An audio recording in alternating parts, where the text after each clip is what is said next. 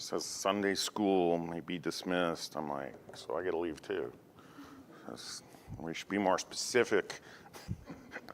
All right, Brother Mike or Pastor Rue, would you open us in prayer, please?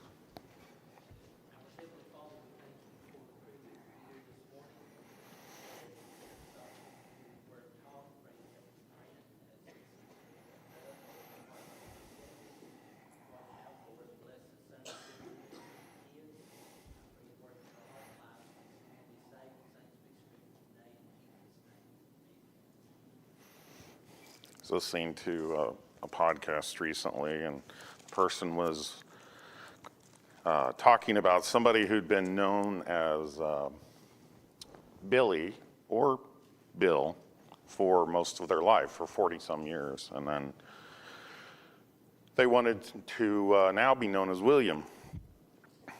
It's like, okay. You know, you try to respect that, but it never feels natural. And so when you learn, have something engraved in your brain, at least when you're older, it's harder to change that. That being said, Pastor Rue at one point told me he preferred Brother Mike. So,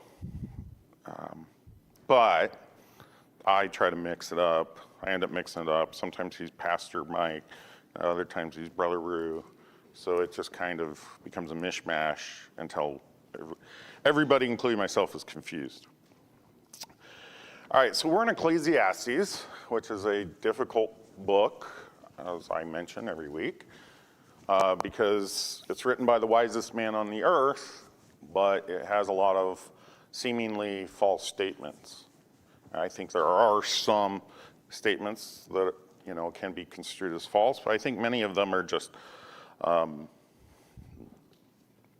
I guess I would say misinterpreted. There's a lot of verses that you can take either a godly way or an ungodly way. I think the most obvious ones are the ones where it says eat and drink and be merry, because you can eat and drink and be merry in the flesh, or you can eat and drink and be merry, in the spirit. You can do both those. So it's my belief that when God is talking about that he's saying, we're on this earth, and God gives us stuff, you should enjoy it, and you should be thankful for it. But I'm not dogmatic about that, because there are good men that believe differently. So we're in chapter 9, and I'm viewing chapter 8 as a continuation from chapter 9, or from chapter 8 to chapter 9. And he talks about all these things, and then he starts talking about wisdom. And wisdom is the core component in Proverbs. And Solomon was the wisest man who ever lived. The Bible says so. So it kind of makes sense to me that he's trying to guide us towards wisdom. Now, you can have worldly wisdom, but that doesn't save you.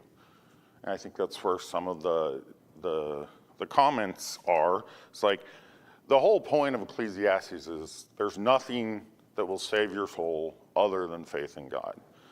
And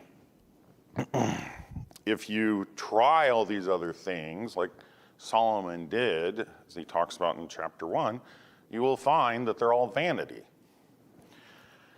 And if you try to understand everything that happens on this earth and give a reason for it and logic it out, you will fail and you will end up miserable, because there are some things we just don't understand. God works in mysterious ways. I think that's fairly accurate. We don't know what he's doing. Now, you can argue, oh, he doesn't, he tells us in the Bible. I don't want to get into a semantic argument, but we don't always know why God does what he does. Now, I didn't know why Joe Biden won in 2020. Well, now in 2024, I was like, oh, okay, this is better. And not to get political, but that's just something where I had to look to God at that point, and I said, God sets up rulers and God takes them down. Okay? Nobody thought, I was in a conversation with a Canadian friend yesterday, and nobody thought, he was asking me some questions about things Trump had said, because all he gets is CBC News. He doesn't, he just gets the mainstream Canadian broadcast company, I think. It's like the BBC, but it's for Canada. So he asked me these questions. Nobody expected Trump to win the first time. I mean, maybe he did, but I certainly didn't. So I think the Democrats didn't. And so you can't really fight God. You can have, and we talk about some of this today, about how you can have everything ready, you can be the fastest or strongest, but that's not necessarily what wins. Frequently, it loses. All right, so one of the other things you need to pull out of Ecclesiastes is under the sun. So under the sun is this lifetime, and everybody is given a portion. They're given a portion of days, they're given a portion of joy, they're given a portion of sorrow. And so it's up to us what we do with those things. With the portion of days, every person needs to get saved, and then they should spend their time trying to serve God as best as they can. And that doesn't mean everybody becomes a pastor or a missionary's wife or something like that. It can be in different roles because laymen are needed.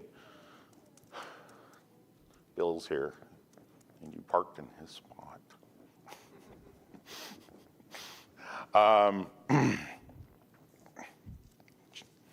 Anyway, I better shut up. So, under the sun is an important phrase you need to kind of call out and realize that when things are, when he's talking about things under the sun, it doesn't always mean it's like wrong or worldly, but it mostly does. Because when you're just viewing things like under the sun, you're like a horse with blinders on, or you lost your peripheral vision. And when I wear a hat sometimes, I don't notice things that are a little bit, they're like this high. My hat's blocking my vision, and then I hit my head, and then I get angry.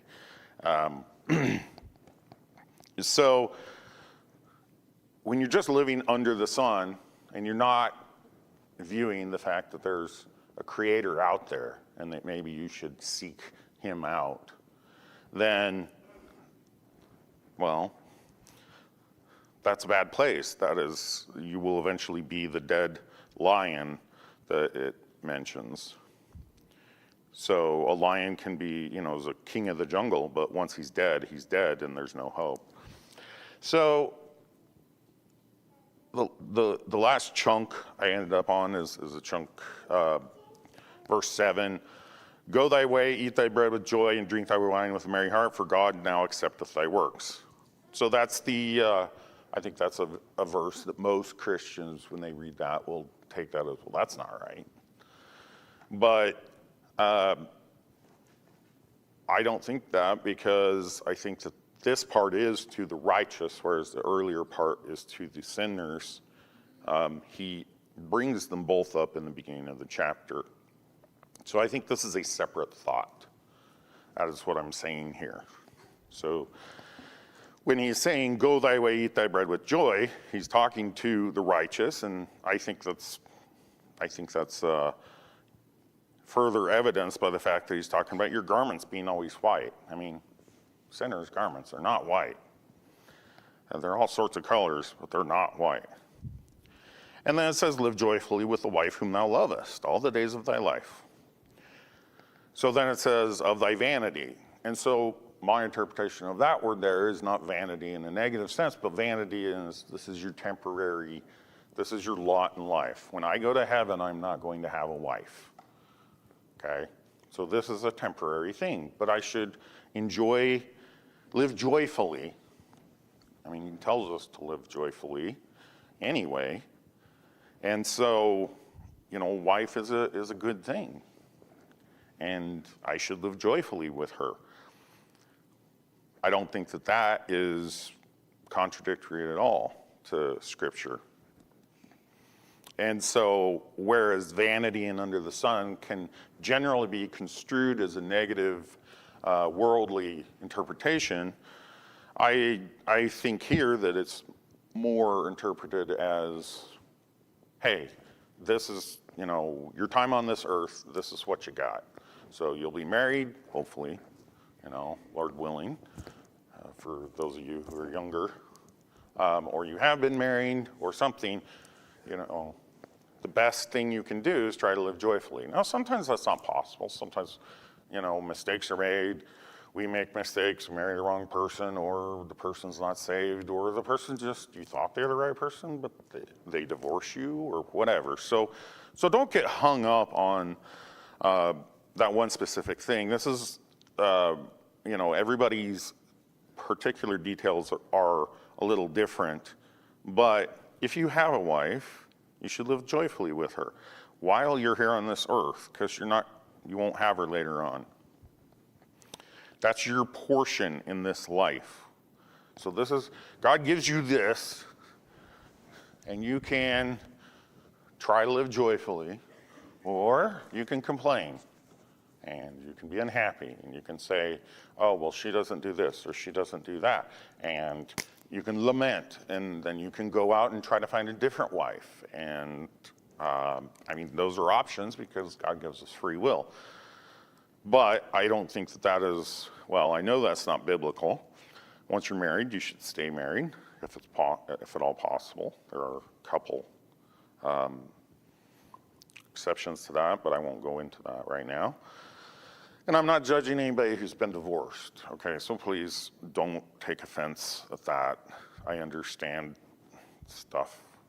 We live in an imperfect world. So please don't be offended by that. I have been blessed greatly that I have not had to go through, any really bad relationships. I had enough that they were unpleasant, but they were all with saved people. So I can't imagine having a relationship with somebody that was unsaved. All right, so the last part of that section is verse 10. Whatsoever thy hand findeth to do, do it with thy might. For there is no work, nor device, nor knowledge, nor wisdom in the grave whither thou goest. So when you're on this earth, you should do everything with all your might. And what does that remind me of? Well, Colossians 3:23 says, and whatsoever ye do, do heartily as to the Lord and not unto men. How can you work your hardest if you hate your boss and can't stand the company you work for?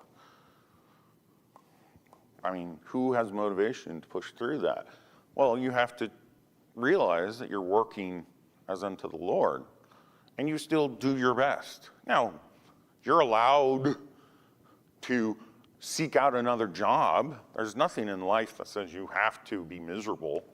But, if you have a responsibility to pay your bills and things like that, then the common course of action is to stay employed until such time as you get a different job.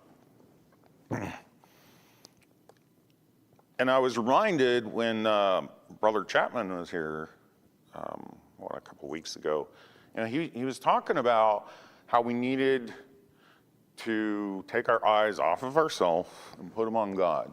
And that changes our perspective. And it's something that, if you're in tune with God, if you're doing your devotions and you're doing Bible reading, it's not that that's a magical thing, but what happens is not only are you getting wisdom and you're getting knowledge, and you're also, it's like going to your parents' house and finding them there. It's like you go into the kitchen and you're getting a glass of water, and then you see your dad sitting at the dinner table, so you go over and you talk to him. You are God is, you can read the Bible without thinking about God, but it's pretty hard. You can just kind of check the box and go on. So I guess what I'm saying is it helps, when you do these things that help us as Christians, it helps pull our eyes up to Him and away from ourselves. I mean, that's something that I struggle with almost every day, is focusing on myself and my frustrations and my problems, you know, and I know that I'm being an ingrate, but God's been very good to me. So I have to remind myself, get your eyes off of yourself, get them on God, you know, and be thankful and praise Him. And that helps. That helps with the kind of daily battle of life. Verse 11 and 12, I believe, are go together. It says, I returned and saw under the sun that the race is not to the swift, nor the battle to the strong, neither yet bread to the wise, nor yet riches to men of understanding, nor yet favor to men of skill, but time and chance happeneth to them all.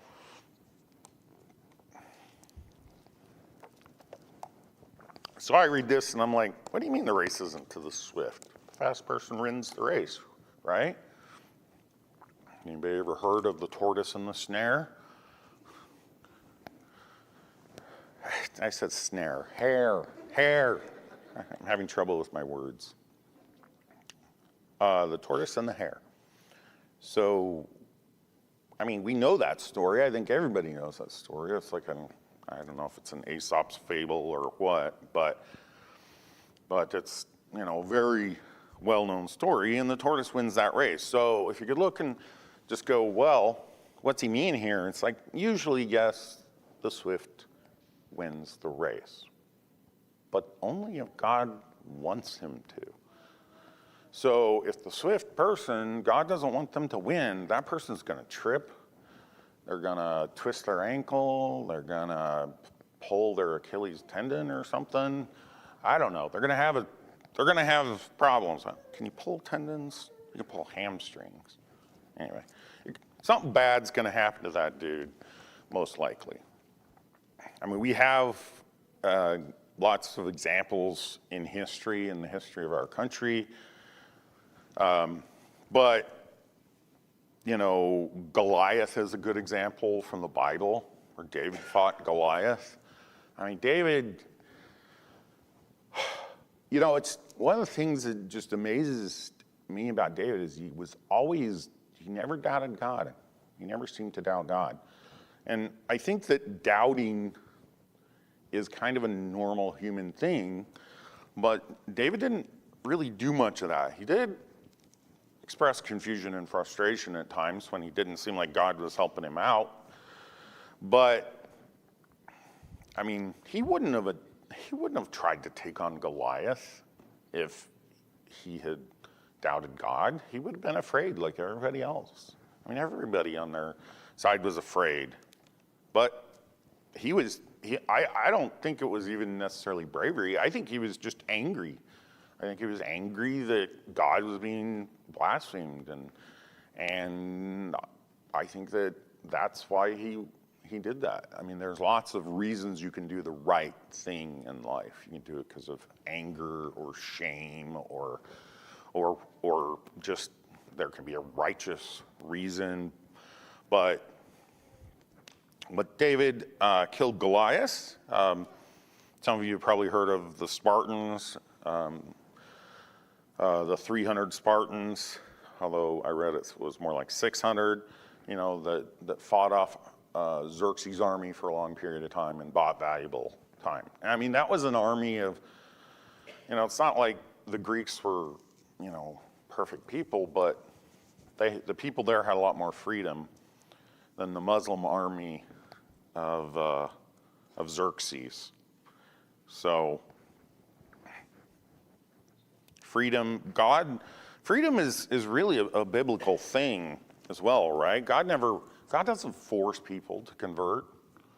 He never does that. He gives you the truth. He draws you. You have to respond. If you don't convert, well, you get punished. But he doesn't kill people.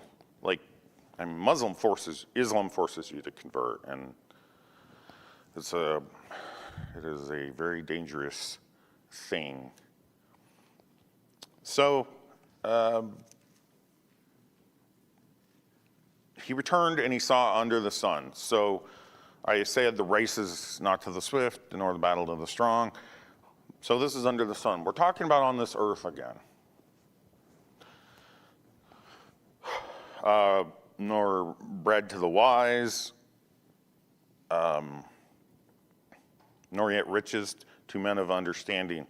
So the bread to the wise is a little interesting, and I'm not 100% sure, but the Psalm 34:10 says, "The young lions do lack and suffer hunger, but they that seek the Lord shall not want any good thing." You can be wise on this earth. I mean, Neil deGrasse Tyson is considered wise on this earth, although he's not wise at all since he doesn't understand biology. Stephen Hawking. But those people, they're starving because they don't have God's truth, and therefore the spiritual part of their body is starving to death. And once their physical body dies, their spiritual body dies as well, and is cast into the lake of fire eventually. Goes to hell before that.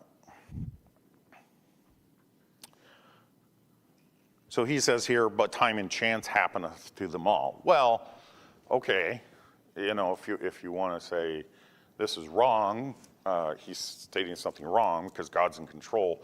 Right, that is true. God is in control. It's not time and chance, but the way it's viewed on this earth seems to be chance or time. It's something where it's like, wow, that's unusual that happened, and what are the odds of that happening, and things like that. Well, the odds are 100% because God decided for that to happen. But on this earth, under the sun, we don't know that. And verse 12 continues on about how man does not know. He doesn't know his time. What does that mean? Well, he doesn't know how much time he has left. All right? Everybody expects we've got more time. I thought I had more time, with my son Forrest, because when I was 18, I went to college for 4 years. So I would come back and see my family. But he didn't want to go to college, and he needed to do something, so he went to the Marines, and I was like, whoops, I lost out on that time. I didn't properly use my time with him the way I should have. And if I had known that, I would have done things a little differently. But, it's not the end of the world. It's just, I made a mistake. And people, we're always so optimistic, right? But so many people die in car wrecks. But you know what? I didn't look up the statistics, but a lot of people die in the shower. People fall down stairs. They fall off ladders. I'm not trying to scare you, but that being said, be careful. Pay attention to those things. Pray. It's always dangerous. It's getting more and more dangerous around here driving. The stuff I've seen, my wife especially, since she's a driving instructor, it's like we never used to see people running red lights. It's common now. The light turns red, people just keep going because they're like, well, they're stopped, so they're not going to drive into me, and I don't want to wait another 5 minutes. Some of those lights are very long, at least in Boise. So we have no guarantee, and so we're supposed to live each day in a way as if it were our last. Now, we shouldn't go out and spend all of our money Ideally, we will have the resources that we need to get us through our life, and that will be it. Because if you have a bunch left over, it's not that that's a bad thing, but God gives you money, and it only really benefits you if you then spend it. So giving money to missionaries is, I think a good thing. If I came into a lot of money, I'd be trying to I wouldn't start a nonprofit or an NGO to figure out how to disperse millions of dollars. I'd be like, okay, let's try to spread this out in thin and wide, because you give a missionary $500,000 and that could destroy him. I mean, will it? Probably not, but it could do damage. Maybe a smaller number is better. Anyway, the point is, you can just be having the time of your life and things can be going smoothly, and then the rug gets pulled out from under you. In the Bible, the Pharaoh things weren't going smoothly for him, but he was chasing after the Jews, and a rational person would think, hey, all these things have happened. All these plagues have hit Egypt. All these horrible things. My firstborn son is dead. A rational person, which he obviously was not at that point, would be like, hey, this Red Sea that's getting parted, maybe we shouldn't go into it, assuming that God's going to hold the door open for us. We're trying to kill his chosen people. That's idiocy to me. But Pharaoh wasn't thinking rationally. He was just like, the path is open, I'm going through it. And then the Lord destroyed him. So he didn't know that was his final day on this earth. Cancer's super scary, right? Even the minor cancers, pretty scary. And when I say minor cancers, no cancer is minor, right? Because they can always progress into something worse. People die of skin cancer. They die of prostate cancer. Although prostate cancer is usually not as scary. But you're not guaranteed your life like you thought you were. And so something like cancer forces you to take stock of where you are and analyze. I think it can be used in a good way. I think J. Vernon McGee got cancer, but he was able to get it treated, and he lived for quite a while after that. I don't think he died of cancer. I think he died of old age. So we don't know. Man does not know. And unsaved man definitely does not know.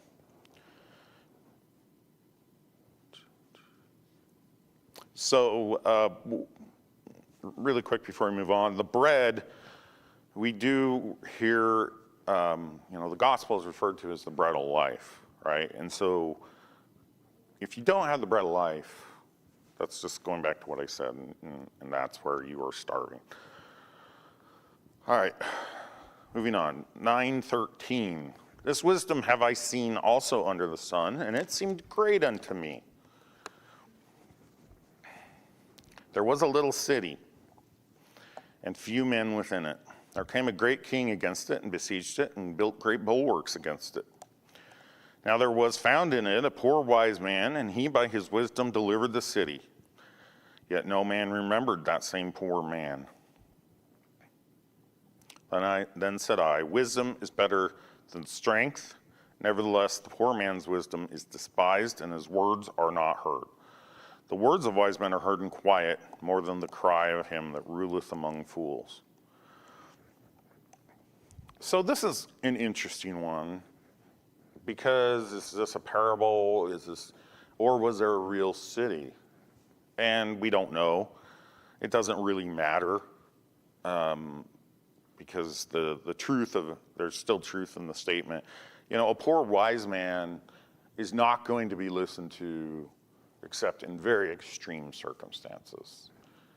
I mean, Hollywood has many a movie about some ostracized, wise scholar or scientist or something that then, they find out, oh, this nut job is actually right. And then they go and they get him and they bring him back and they use his wisdom and they save the earth or whatever. So, I mean, that theme is echoed here. And let's turn to 2 Samuel chapter 20, verse 16. Actually, I don't know, we'll start in verse 16, but just so you get a rough idea of where we are. 2 Samuel chapter 20. Isn't 16?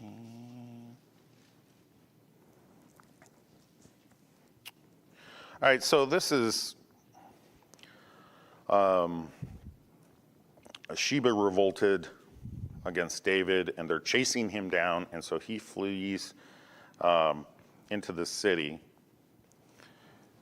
And so let's see, 16. All right. So David's men are, and we'll start in verse 15. It says, "And they came and besieged him in Abel of Beth-maachah, and they cast up a bank against the city, and it stood in the trench. And all the people that were with Jacob battered the wall to throw it down." Now, it's a little confusing there, but basically these are bulwarks. I mean, when I think of bulwarks, I think of in the Civil War when they built these trenches and stuff for blowing stuff up. But bulwarks are basically things you build so you can attack a city with walls. Typically walls. I mean, a modern day version would be more defensive. We don't really have offensive bulwarks as much, but a bunker could be viewed as a bulwark because it's made by man. So they're attacking the city. And then cried a wise woman. Okay, so I know this isn't the city because it's a woman, but she's wise. So I figured it was I figured it's relevant. Because sometimes when it says man, I mean frequently when it says man in the Bible, it's including women. Now, and since this is a specific instance, I would have expected the Bible to use the word woman, but either way, I think the point is there's somebody that's wise. And so verse 16 says, "Then cried a wise woman out of the city, 'Hear, hear. Say, I pray you, unto Joab, Come near hither, that I may speak with thee. And when he was come near unto her, the woman said, Art thou Joab? And he answered, I am he. Then she said unto him, Hear the words of thine handmaid. And he answered, I do hear. Then she spake, saying, They there want to speak in old time, saying, They surely ask counsel at Abel. And so they ended the matter. I am one of them that are peaceable and faithful in Israel. Thou seekest to destroy a city and a mother in Israel. Why wilt thou swallow up the inheritance of the Lord? Okay, so why are you attacking the city? In a nutshell, that's what that means. She acknowledged it. She says she's his handmaid, so that's like saying you're the servant, so you're submitting to that person's authority. That's what that indicates. And then he says, when they were at this, all right, verse 20, and Joab answered and said, Far be it from me that I should swallow up or destroy. The matter is not so, but a man of Mount Ephraim, Sheba, the son of Bichri by name, hath lifted up his hand against the king, even against David. Deliver him only, and I will depart from the city. Really quick before you go on. So Ephraim, remember, is Israel, so it's the northern kingdom. All right, so I will depart from the city. And the woman said unto Joab, behold, his head shall be thrown to thee over the wall. She didn't have to go ask a dude. I mean, it's interesting to me. Was she in charge of the city? And I don't think she was. I think she was just a wise woman. Probably nobody listened to her. I don't know that for a fact, but women tended to not be the leaders. That's been true throughout history. All there have been queens and whatnot. So she says, we'll chop his head off and give it to you. And therefore, they don't have to open their doors and make themselves vulnerable. What if Joab's lying and he's going to kill them all anyway? So this is a wise thing because they weren't involved with this. This has happened in other places where somebody leaves a country, like they get overthrown in a coup, they leave the country and they flee somewhere, and then they end up getting captured by that country and given back because because they don't like the guy either. So she promises it will be done, and then she goes. Then the woman went unto all the people in her wisdom, and they cut off the head of Sheba, the son of Bichri, and cast it out to Joab. And he blew a trumpet, and they retired from the city, every man to his tent. And Joab returned to Jerusalem unto the king. So, I think that could be an example of a wise person, a wise woman in this case, who saved a city. And then I think after Joab and his army left, I think they promptly forgot about it. People have short memories anyway. So, maybe they'll celebrate you for a little bit, but then they're gonna forget. And it's like, what have you done for me lately? It's like, or what are you going to do for me? I remember when George Herbert Walker Bush was running for president the second time, and I was like, man, he captured a dictator in Panama. We fought the Gulf War and, won handily. Everybody was predicting it was going to be this just bloody quagmire, and it was just like, that dude is riding high, and he was for a while. And then he raised taxes. When he had, read my lips, no new taxes. Anyway, but it doesn't matter why. It just is, he got whatever wisdom he had then got removed because there were some economic issues. And, that's where you get the famous line from, I think, James Carville, it's the economy, stupid, which he hates that he coined that term, by the way. So, then said I, wisdom is better than strength. Nevertheless, the poor man's wisdom is despised, and his words are not heard. So despised here, this is where we use the version that Kelly has pointed out. David Cloud uses it this way, and it's not hated, it's thought little of. The words of the wise men, poor man's wisdom is despised, so they thought little of it, and his words are not heard. The words of wise men are heard in quiet, more than the cry of him that ruleth among fools. So that, I think, is people aren't going to listen to the wise until they have to, until they're desperate. We have a crazy economic situation going on, and there have been people in politics and outside of politics trying to say, hey, look, we can't sustain this debt. Eventually, we're going to tip over.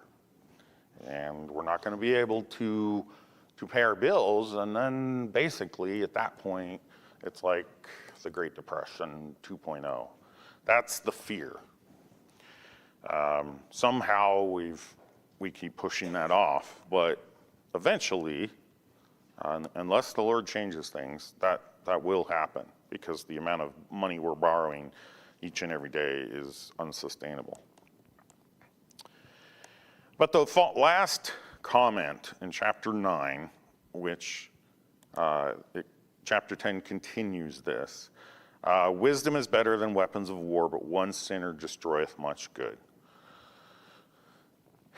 My dad would say the least common denominator. This is, in school you have to teach for the least common denominator, or lowest, sorry, not least, lowest common denominator. So, the idiots, the people, most aren't idiots. They're dumb, they're just lazy, they're rebellious, they're bored, they're whatever. Put whatever name on it you want. And so then the teacher can't focus on the students who do want to learn. And there's not a lot of those, but there are some. And so we'll talk next week about how that runs it. One good example really quick, James 2:10, for whosoever shall keep the whole law yet offend in one point is guilty of all. That right there is, unless you're perfect, you've ruined salvation. You have to be perfect in the sense of the way we use it, not in the sense of the way the Bible uses it for completion. So, all right, I'll stop there, even though that really continues on, but I'm out of time, so I will pray to dismiss. Dear Lord, we thank you for this day. We just thank you for bringing us here. We thank you for helping us to just do the things we need to do, and pray for those people who aren't able to be here, whether it's for sickness, Lord, or for work, Lord, or just because they've maybe backslid a little bit. And we just pray that you would work for all of these people, as well as those here today, that you would bless the services today, and the song service, and the preaching and the teaching, Lord. I just thank you for this church. I thank you for the people in it. Thank you that there's a lot of love here and not a lot of conflict. And we just really appreciate how everybody works together